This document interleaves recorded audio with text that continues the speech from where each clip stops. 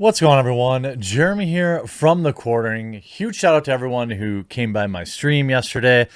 I'll be streaming again today starting at 1 o'clock Central Time over on twitch.tv/The Quartering, playing some Final Fantasy and hanging out with all of you. Hope to see you there. Now, Disney has decided to strike back in a absolutely savage response to Scarlett Johansson's lawsuit over Black Widow and the simultaneous giggity release of it on Disney Plus. Now, make no mistake about it. The real reason this lawsuit is happening is because Black Widow tanked. That's why. Black Widow tanked at the box office. That is an indictment. I know many of you liked the movie, and that's okay. But if Black Widow had made what it was projected to make at the cinema, Scarlett Johansson would have made like another $20 or $30 million. Because it didn't, now she's looking for a loophole to sue Disney to get more of that money. Hey, by the way, I see a lot of people asking me about these. I got a promo code. If you use the link in the description, these are MOVA Globes. They're not cheap, but they're awesome. And I have a promo code where you can save 10% off. Support the channel. Get yourself an awesome MOVA Globe. Link in the pinned comment down below. Now, the suit itself is built on, of course, the simultaneous release. But Disney's response was absolutely savage. This is vibe-outing into comics. Following her destruction of the Red Room, Scarlett Johansson has set her sights on a new all-powerful entity with a worrying amount of power. The actress has filed a suit against Disney on the grounds that the media conglomerate violated the terms of her contract when they released Black Widow on Disney Plus at the same time the film landed in theaters. As first reported by the Wall Street Journal, Johansson's lawsuit argues that Disney's decision to employ the simultaneous release strategy for Black Widow intentionally landed Marvel's breach of agreement,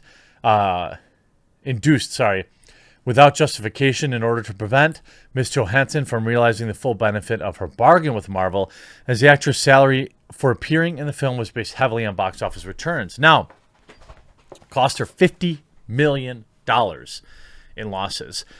But again, so Disney made $60 million by releasing it on Disney Plus. But I mean, this movie wasn't going to make $1 billion.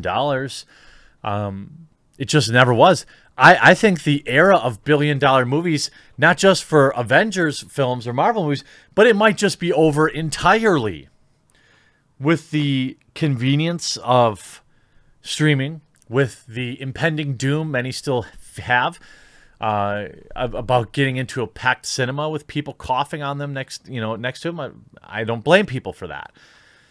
But I think this is indicative of the bigger issue here. Now that we know the movies will eventually come to streaming, and it might only be a month or 2 or 3, people are just willing to wait. People are willing to wait for mediocrity. There's very few like tentpole movies that people are just going to want to see in the theater.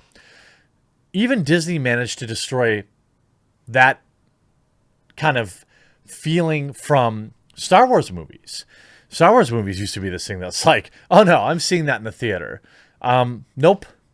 Now, for me, I'm more like, oh, it's some indie film like Pig, starring Nicolas Cage, with people keep giving me crap that I like that movie. I think it was nearly perfect. I want to go see that in the theater to support it. I don't really care about another big blockbuster cape movie, and Disney doesn't need my support. And heck, they've said they don't want it. They want China's money. Well, of course, we've seen that backfire in a video I covered yesterday about how China has completely ignored Black Widow, Shang-Chi, and the Eternals. Now, one of the films getting a release in China as of right now may never be released there, which would mean billions lost for Disney. The suit further notes that Johansson was concerned that Black Widow would end up on the Disney Plus even before the onset of the coup, to the extent that she sought assurance from Marvel that her contract would be honored. In response, Marvel chief counsel Dave Galuzzi assured Johansson that the film would exclusively release in theaters in an email. So she has evidence that they lied. I think she's going to win this lawsuit. However, the suit further claims that her attempts to renegotiate her contract in light of Black Widow's dual release were ignored by both Marvel and Disney. The lawsuit further claims that Johansson attempted to renegotiate her contract after learning of Black Widow's dual release, but notes that both Disney and Marvel were unresponsive. And look, let's just take the name Disney and the name Scarlett Johansson out of this. They changed the game. They really should have renegotiated this contract. Now, I'm not going to lose any sleep over Scarlett Johansson only making $25 million instead of $70 million, but I'm just being honest here. The terms of the agreement have changed, and really, Disney should have renegotiated. As for Disney, just hours after Johansson's lawsuit was made public, the company issued a statement in their defense wherein they declared there is no merit whatsoever to this following. The suit is especially sad and distressing in its callous disregard for the horrific and prolonged efforts of the COOF. They're literally standing on the dead bodies of the COOF to posture publicly against Scarlett Johansson. Just that's your Disney, consumers and multi-haired SJWs of the world that continue to talk about that continue to shill for Disney. That's their take. Look at all these dead bodies over here. We don't want to pay an actress more money. The bodies, though. This fine Newsweek. Disney's brutal response to Scarlett Johansson suggests an ugly legal fight. Disney's response to Scarlett Johansson's suit has fans predicting an ugly legal fight between the actress and the House of Mouse. The latest blockbuster has not been performing well after a successful first weekend at the box office, and Johansson is taking Disney to court over it. In a lawsuit filed Thursday in Los Angeles Superior Court, Johansson's legal team alleges that the star's contract was breached when the studio streamed the movie. Here's the thing, though. I don't think this movie does amazing in the box office even without it. There are things that are unrelated to whether or not the movie's good that will be dragging down box office numbers in America and around the world. Despite setting a box office record for releases during the COOF, grossing $218 million in its first weekend plus $60 million on Disney Plus, ticket sales then subsequently sharply declined. The film only grossing $319 million globally, putting it on the path to end up being one of the lowest grossing Marvel movies ever. What they're not saying here is they're actually losing money. Johansson's attorney, John Berlinski, I don't care who he works for, it's no secret that Disney is releasing films like Black Widow directly to Disney Plus to increase subscribers and thereby boost the company's stock price. That's what it's hiding behind the COOF as a pretext to do so. But ignoring the contracts of the artists responsible for the success of the films for furtherance of this short-sighted strategy violates the rights, and we look forward to proving as much in court. Disney responded with a brutal statement, labeling Johansson's lawsuit as distressing, suggesting the studio had no intention of backing down. Quote, "There's no merit whatsoever to the filing," Disney said in an uncharacteristically blunt statement. The lawsuit is especially sad and distressing in callous disregard for the horrific and prolonged effects of the COOF. Disney spokesperson continued, Disney was fully compiled with Mr. Johansson's contract, and furthermore, the release of Black Widow on Disney Plus with Premier Access has significantly enhanced her ability to earn additional compensation on top of the $20 million she's already received today. Zing! The response from Disney has shocked many people, with some criticizing the studio on social media.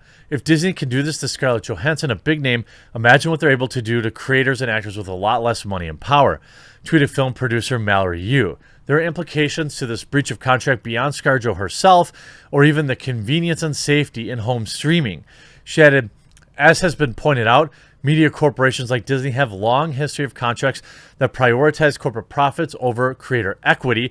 Demand for streaming options isn't going away, so what effects will this have on future and current contract negotiations?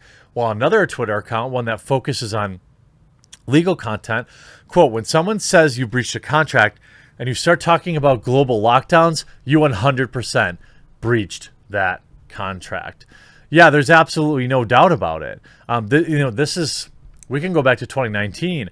Bill Nye has a $28 million lawsuit against Disney, which is going to trial.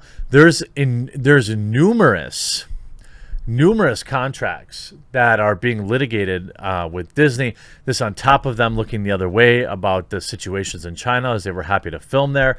This is on top of China essentially shunning Marvel films and perhaps Disney films in general. This is nice. I mean, this is nice. This is not good for Disney. I mean, it's nice for me. You can see the comments. Disney, per their usual business practices, they care more about shareholders than the people who built them to where they are. Disney breached its contract with Alan Dean Foster, the author of some small novels like Star Wars and Alien. I remember that. And stopped paying him royalties for his books. Disney flat out refused to even return his lawyer's phone calls. Finally, after years of fighting, Disney has started paying him his royalties again. Disney is not the friendly company they want you to think they are.